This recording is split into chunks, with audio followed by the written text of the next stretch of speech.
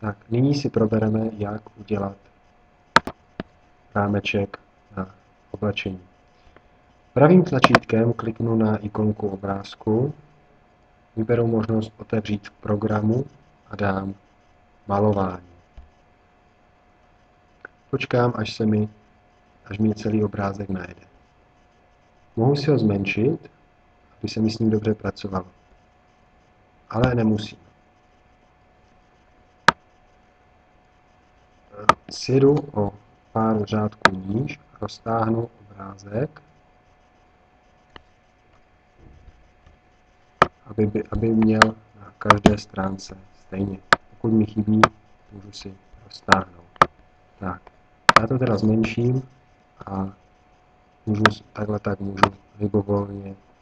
libovolně si vybírat.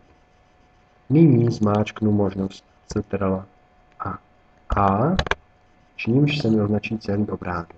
Nyní kliknu a stáhnu ho doprostřed, tak, aby na každé stránce bylo stejně.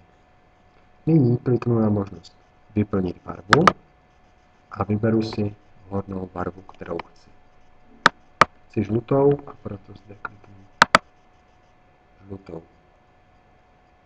Tak, v případě, že se mi stane tato možnost, tak musím dát možnost Ctrl a Z a přiblížit se zase zpátky tak, jak jsem byl.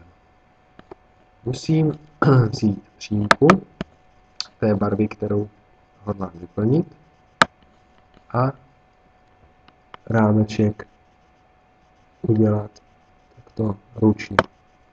Nyní už můžu vzít štětec, barvu a udělat celý rámeček. Nyní obrázek zavřu a dám uložit změny. Pokud chci ale obrázek mít i s rámečkem, i bez rámečku, vyberu možnost uložit jako a dám tady, vyberu jinou možnost. Jako.